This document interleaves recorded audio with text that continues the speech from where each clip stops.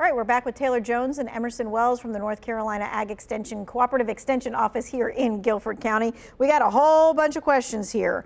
All right, so Emerson, this person says, should you mow when it's dry and the lawn looks pitiful? Ideally, you don't. Any type of desiccation or more stress on that grass is not going to help it thrive ultimately. Okay, so you should wait for a little while anyway until it gets a little bit like higher, or it just gets not as dry? Both. Ideally, any type of mowing that would cause the greater environmental stress on your grass when it already is kind of you're seeing that natural desiccation wouldn't be the best situation. Taylor, I don't know if you have anything else to add. Yeah, just really quickly, make sure we're talking cool season versus warm season. Cool season, you're definitely not mowing right now. Warm season, you do have to mow it, and you do have to keep it a tight height, depending on the variety, anywhere from 1 inch to 3 inches. Okay. Hey, Taylor, how about this? Is it too late for watermelon plants? Yeah, so it's tricky for watermelons because we're sort of right at the cusp of when we need to plant them or not. You probably would get away with getting a few melons if you planted a smaller variety or a more condensed variety, but certainly not any of your great big old watermelons. We're past the point to plant those. Okay. Emerson, this person says, I got a lot behind me that's been cleared and leveled. When should I get it seeded because I can't water it?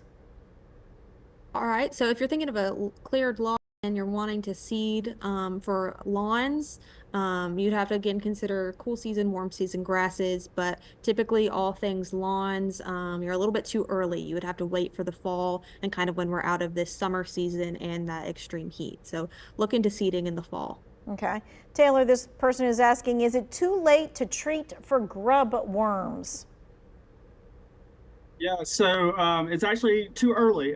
So we treat for beetle grubs in the fall, and there's a number of different products and things that you can use. But what we're treating for is the grubs for next year. And so, yeah, you'll definitely look to do that in the fall. All right, Emerson, I know you love all the critter questions, so I got two back to back. How do you get rid of moles in your yard? I live in the country and I have a large area that's affected. Awesome. Yeah. So when we think about moles, we have to think about what the moles are there for, which are the grubs. Grubs can, grub control is important because they can damage the turf, but also moles can damage your turf when trying to get your grubs. So there's kind of three ways you can look at it. You can think of grub control. So Milky Spore or other similar products for grub control can be purchased at a retailer. So I think your big box stores or applied by a professional.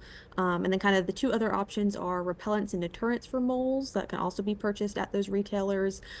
Some folks use like the electronic kind of vibrations and sounds in the ground to deter moles. You can also, as like a final option, consider trapping and killing or relocating moles. And usually traps can be set by professionals as well. All right, how do we keep those squirrels out of our gardens? They're eating all the tomatoes. Man, squirrels are tricky. I know everyone gets frustrated with the squirrels in the summer, but we have to remember that we're also part of the environment and squirrels are part of the wildlife that we have to exist with. But I also know I don't want squirrels eating my tomatoes either. So you can consider some type of fencing, some type of bird netting that can kind of create a barrier above those tomatoes if squirrels are coming in through a like side fencing.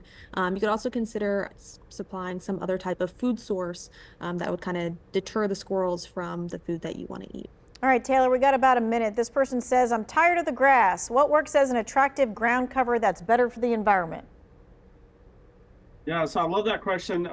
So turf grass and lawn alternatives are a new sort of upcoming topic, but there are a ton of native ground covers that we can do when you're thinking of things like blue stem grass, that it's a bunching grass. It's not your typical turf grass variety, but it's a very pleasant blue color, and it does well because it's native.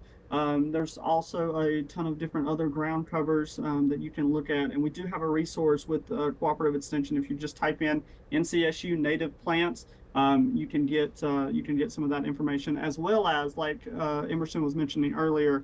The NC State Turf Files also has some information about lawn alternatives. Okay, thank you both for answering all of the fun questions. We had a whole bunch more. You know what? You can contact your Ag Extension office. Go online. We will put that in the website so that you can list all of the ones that are here in the state. Thank you guys. We appreciate it.